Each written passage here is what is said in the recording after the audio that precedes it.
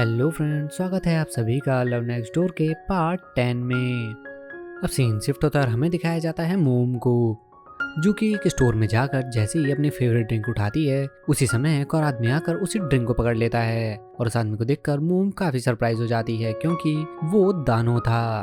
वो दोनों ही एक दूसरे को देखकर काफी सरप्राइज हो जाते हैं। दानो उससे पूछने लगता है कि उसे राइस केक्स कैसे लगे। वहीं मोम उससे पूछने लगती है कि उसने अपने बारे में उसे कुछ नहीं बताया था तो फिर उसे कैसे पता चला।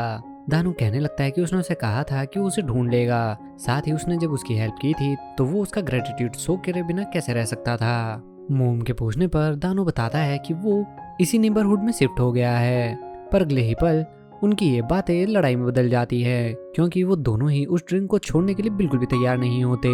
मोम कहने लगती है कि उसे ग्रेटिट्यूड शो करते हुए इस ड्रिंक को छोड़ देना चाहिए, पर दानो उसे कहने लगता है कि वो एक अलग चीज है और ये मैटर डिफरेंट है।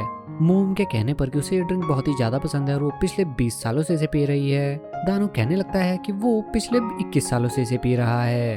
वो दोनों अभी लड़े रहे थे कि उसी समय रयू और चंगू भी वहां पहुंच जाते हैं, जिसे देखकर दानो भी काफी सरप्राइज हो जाता है।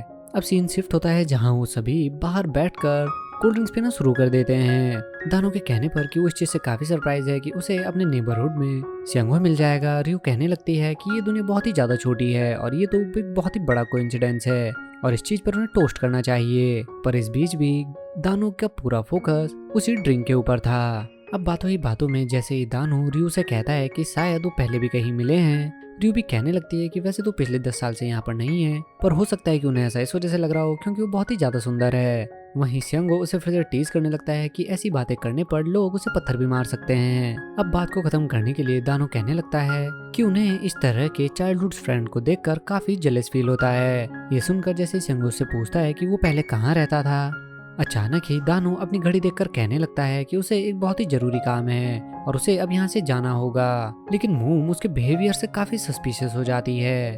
अब वो तीनों ही घर जाने लगते हैं जहाँ सेंगो मोम से कहने लगता है कि क्या वो अभी भी लोगों पर इतना शक करती है। वहीं मोम उसे कहने लगती है कि वो उनसे कुछ छुपा रहा था और इस क्वेश्चन के आते ही वो तुरंत वहां से भाग गया।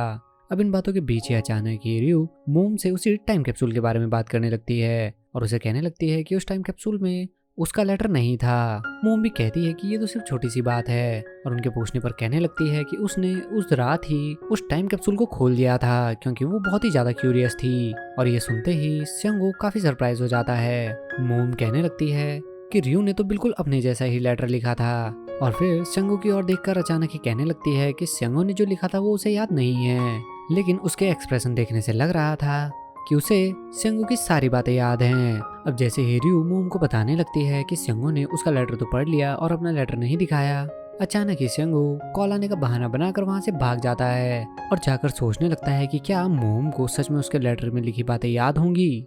और उन दोनों के वहां पहुंचते ही वो फिर से उन लोगों के साथ घर जाने लगता है। अब सीन शिफ्ट होता है नेक्स्ट मॉर्निंग और दिखाया जाता है मिनसुक को, जो रूम में आते ही ग्युनसिक को जगा देती है और उस पर चिल्लाने लगती है। ग्युनसिक के पूछने पर कि उसने उसे इतना लेट क्यों उठाया और उसे काम पर जाना था, मिनसुक उसे कहने लगती है कि अगर उसे काम की इतनी ही चिंता है तो उसे कल रात रेस्टोरेंट इतनी जल्दी बंद नहीं करना चाहिए था। साथ ही ग्युनसिक के पूछने पर बताने लगती है कि उसे ये सब चीजें नेबर ने बताई हैं।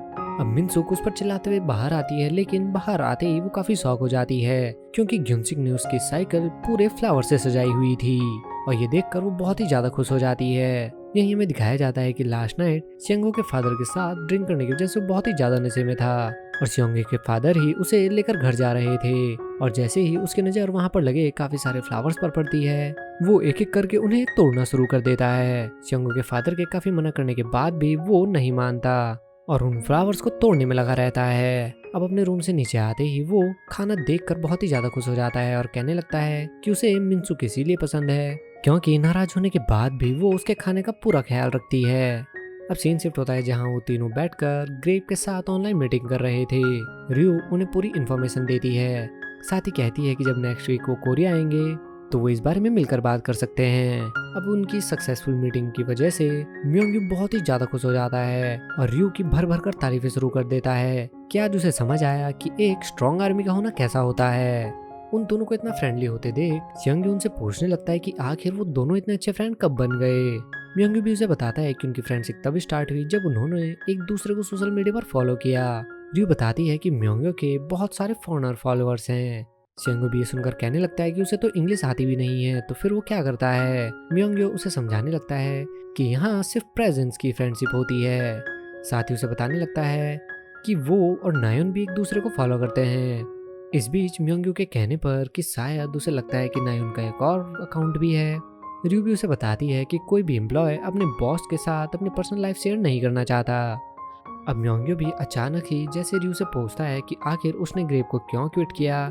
रियो काफी ज्यादा हैरान हो जाती है और उसे कोई जवाब नहीं दे पाती।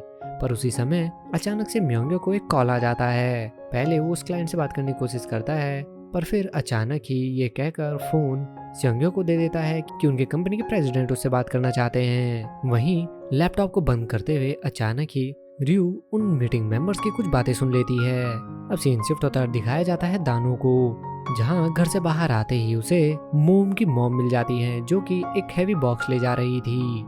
ये देखकर दानो भी उनकी हेल्प करने पहुंच जाता है और उनके साथ उनका वही बॉक्स लेकर उनके ऑफिस पहुंचता है। वो जैसे ही वहां आते हैं उसी समय मिनसुक भी वहां पहुंच जाती है, जो दानो को वहां देखकर काफी ज्यादा इम्प्रेस हो जाती है। मिनसुक के पूछने पर कि ये लड़का कौन है, उसकी फ्रेंड उसे बताने लगती है कि ये एक रिपोर्टर है, जो कि अभी अभी उनके नेबर में शिफ्ट हुआ है। उसकी बातें सुनकर अचानक ही मिनसुक कहने लगती है कि ये लड़का रियो के लिए बहुत ही परफेक्ट रहेगा।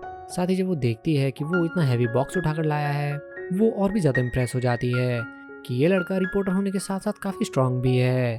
दूसरी ओर दिखाया जाता है मोम को, जिसे सुबह घूमते घूमते पार्क में एक छोटी बच्ची मिल जाती है, जो कि नीचे कुछ ढूंढ रही थी। मोम के पूछने पर वो लड़की कहने लगती है कि वो कुछ ट्रेसेस ढूंढ रही है, क्योंकि कल रात उसने आसमान में एक लाइट देखी थी और शायद कल एलियंस यहाँ पर उतरे थे। ये सुनकर मोम उससे भी ज्यादा एक्साइटेड हो जाती है और कहने लगती है कि क्या वो एलियंस में बिलीव करती है। साथ ही बताने लगती है कि वो भी एलियंस में बिलीव करती है। अब मोम उसकी बातों से इतना ज्यादा एक्साइटेड हो जाती है कि वो उसके साथ वहीं बैठकर उन सभी ट्रेसेस को ढूंढने लगती है। पर तभी वो लड़की कहने लगती है कि उसे उनकी हेल्प नहीं चाहिए और वो अकेले ही वो सब ढूंढ लेगी। और मोम के पूछने पर वो लड़की बताती है कि उसके फादर ने उसे स्ट्रेंजर से दूर रहने के लिए कहा है। अब कुछ देर बाद जब मोम घूमते फिरते कुछ खाते हुए वहां आती है, उसे फिर से वही लड़की मिल जाती है, जिसका पूरा ध्यान उसके खाने पर ही था। ये देखकर मोम उसे पहले सॉसेज ऑफर करती है, पर वो लड़की मना कर देती है। पर फिर मोम उसे जबरदस्ती टॉफी देने लगती है। मोम उसे टॉफी लेने के लिए काफी रिक्वेस्ट करने लगती है, पर वो लड़की अचानक ही कहने लगती है कि आखिर वो उसे टॉफी क्यों दे रही है और क्या वो उसे टॉफी देकर किडनैप करना चाहती है। और अगले ही पल वो लड़की फोन निकालकर कहने लगती है कि वो पुलिस को कॉल करने वाली है। पर मोम उसे कहने लगती है कि वो भी पुलिस के जैसा ही काम करती है, लेकिन फायर फाइटर नहीं है, और अजीब अजीब सी आवाजें निकालने लगती है ताकि वो बच्ची समझ जाए।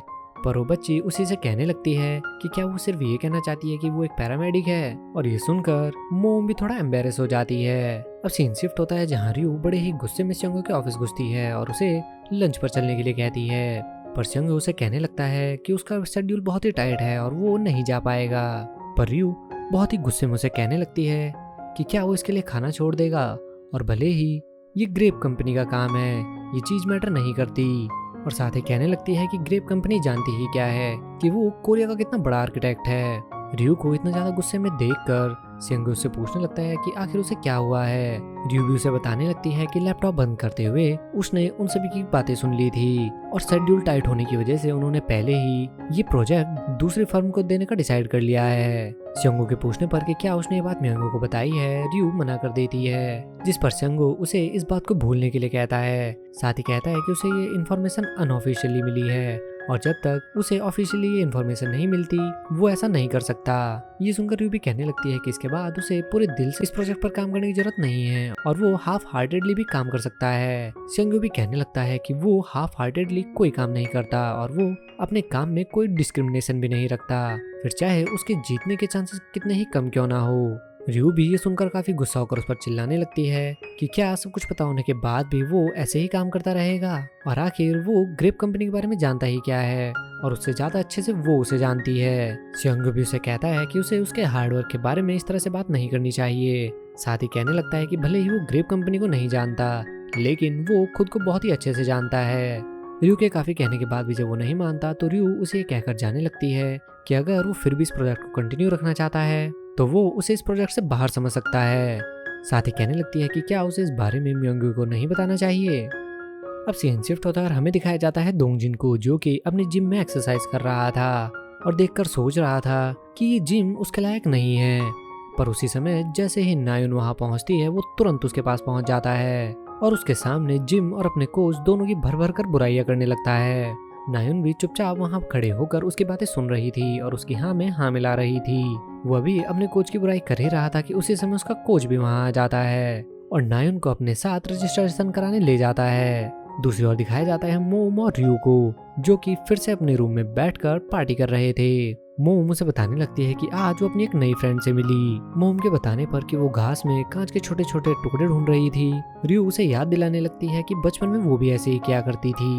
मोम बड़ी ही एक्साइटेड होकर उसे बताने लगती है कि वो 6 साल की सिर्फ छोटी सी बच्ची है, लेकिन मेंटली वो रयू से भी ज्यादा तेज है। और ये कहकर वो रयू को टीज करने लगती है। रयू के पूछने पर कि क्या उसने उसका नाम पूछा, मोम शॉक हो जाती है और कहने लगती है कि उसने उसका नाम पूछा ही नहीं और इस चीज से वो काफी ज्यादा इरिटेट होने लगती है।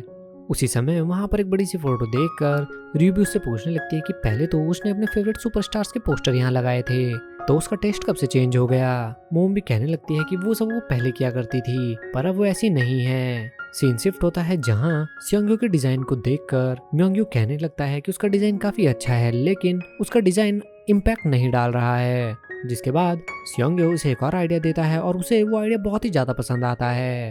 अब एक तरफ स्योंग्यो उसे सारी सच्चाई बताने के बारे में सोचता है, लेकिन उसी समय म्योंग्यो उसे कहने लगता है कि वो इस ऑफर के मिलने से बहुत ही ज्यादा एक्साइटेड है, क्योंकि उसे पता है कि स्योंग्यो उसके साथ खड़ा है। साथ ही कहने लगता है कि स्योंग्यो के आर्किटेक्ट लोगों को इंस्पायर करते हैं और जब तक वो उसके साथ है, वो किसी भी कंपनी से नहीं डरने वाला है। और उसकी बातें सुनकर स्योंग्यो भी उसे ये चीज नहीं बता पाता।